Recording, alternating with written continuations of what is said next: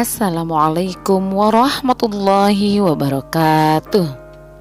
Halo anak-anak kelas 1 semuanya, bertemu lagi dengan Bu Saidah.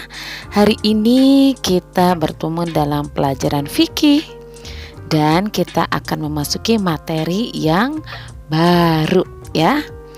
Yuk, sebelum kita mulai belajar, kita berdoa, angkat kedua tangannya sama-sama. Yuk mulai.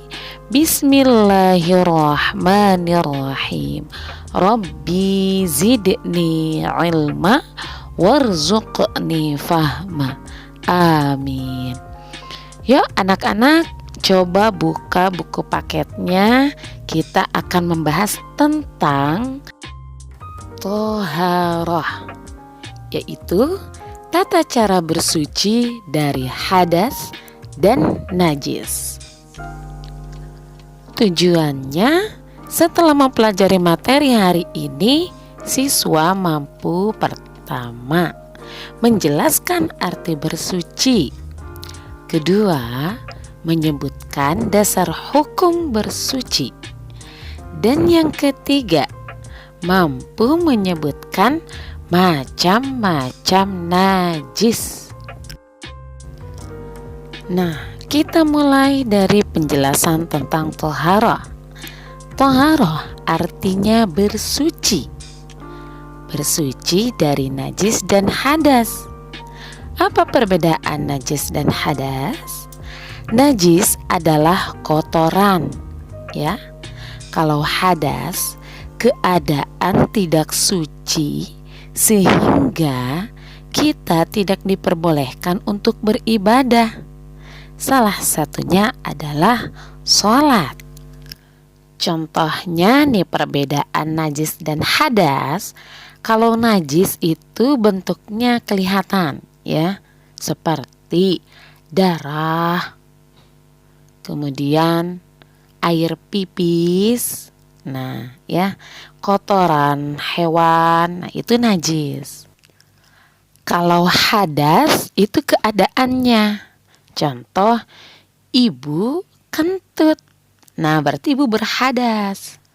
Nah, contoh lainnya misalkan ibu sedang haid. Nah, itu juga keadaan ibu sedang berhadas.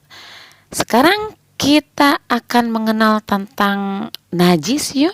Ada 7 macam yang masuk ke dalam najis. Pertama, sesuatu yang keluar dari lubang depan maupun lubang belakang. Tahu ya, lubang depan laki-laki seperti pipis ataupun yang lainnya yang keluar dari lubang depan.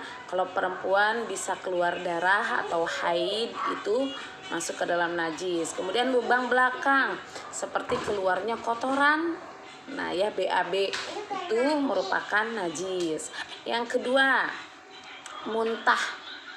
Muntah itu juga najis ya, sesuatu yang keluar dari perut nih. Perut keluar dari mulut, beda dengan liur ya, bukan liur tapi muntah, sesuatu yang keluar dari isi perut. Nah itu najis. Kemudian yang ketiga, darah, baik itu darah segar maupun darah yang sudah membusuk, yang disebut dengan nanah, darah putih itu loh ya. Nah itu najis juga. Yang keempat, bangkai.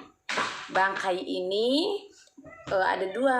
Pertama, bangkai dari hewan yang halal dimakan. Contoh, kamu menemukan ayam. Ayam tersebut tertabrak. Ayam tertabrak mobil, kemudian mati ayamnya. Nah, berarti ayam mati dalam keadaan belum disembelih atau tidak disembelih, maka itu termasuk bangkai, tidak boleh dimakan. Atau kalian menemukan bebek kalian punya bebek di rumah, bebek kalian tiba-tiba mati tanpa disembelih ya, maka itu juga tidak boleh. Nah itu termasuk bangkai yang najis ya, tergolong najis. Kemudian binatang yang haram, bangkai binatang yang haram dimakan walaupun disembelih. Contoh, singa disembelih nih. Nah, itu tidak boleh dimakan karena termasuk najis ya, karena singa itu hewan yang haram. Kemudian ular disembelih ya, disembelih dengan baik, nah itu tidak boleh dimakan ya karena najis, termasuk golongan najis juga. Ada bangkai yang boleh dimakan dan tidak masuk ke dalam najis, yaitu bangkai ikan dan belalang. Ikan mati tanpa disembelih boleh dimakan dan itu bukan najis. Yang kelima, minuman keras, khomer ya, mirasantika, minuman keras. Nah, itu yang cair, yang mengandung alkohol, yang memabukkan, itu juga termasuk najis. Kemudian yang keenam, anjing dan keturunannya. Anjing dan keturunannya termasuk najis. Baik itu liurnya, baik itu dagingnya, baik itu kotorannya, pipisnya, najis ya untuk anjing dan keturunannya. Yang terakhir yang ketujuh, babi dan keturunannya, sama dengan anjing. Babi baik liurnya, baik dagingnya, baik kotorannya itu termasuk ke dalam najis dan tidak boleh dimakan. Nah, bisa difahami ya. Nah, kemudian ada yang nanya nih, Bu, kalau keringat itu najis gak sih? Keringat gak najis, walaupun keringatnya biasanya suka ada di ketek ya. Keteknya misalkan bajunya sampai menguning, bajunya sampai bau keringat. Nah, itu keringat bukan najis. Pokoknya yang tidak masuk ke dalam 7 hal tadi tidak najis. Jadi yang najis hanya 7 hal tadi ya. Keringat, air liur, ingus itu bukan najis ya. Hanya saja kotor. Jadi sesuatu yang kotor belum tentu najis, tapi sesuatu yang najis sudah pasti kotor. Oke, anak-anak, sekarang dasar hukum bersuci. Dasar hukumnya terdapat pada surah Al-Baqarah ayat 222 yang artinya sesungguhnya Allah menyukai orang yang bertaubat dan menyukai orang yang menyucikan diri. Kalau dalam hadis Rasulullah terdapat pada riwayat Muslim dari Abu Malik. Bunyinya at-tahuru syatrul iman. Artinya suci itu sebagian dari iman.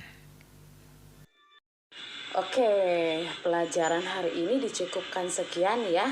Kemudian minggu depan baru deh Ibu akan mempraktekkan bagaimana cara mensucikan najis. Jadi gimana nih minggu depan, insya Allah kita akan praktek bagaimana nih caranya mensucikan. Misalkan Ibu punya kerudung Ibu kena pipis anaknya Ibu. Nah, bagaimana cara menyucikannya? Minggu depan kita bahas. Atau kalian misalkan bajunya kena darah karena mimisan, bagaimana cara menyucikannya? Minggu depan kita bahas juga ya.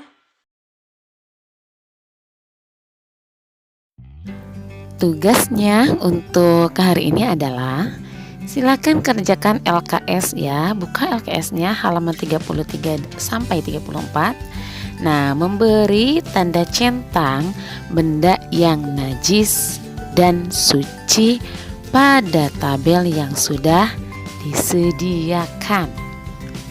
Nah, kemudian kalau sudah selesai mengerjakan, kirimnya ke WA Ibu ya, supaya langsung Ibu koreksi dan komentarin. Sekian dari Ibu, kurang lebihnya mohon maaf. Assalamualaikum warahmatullahi wabarakatuh. Dadah.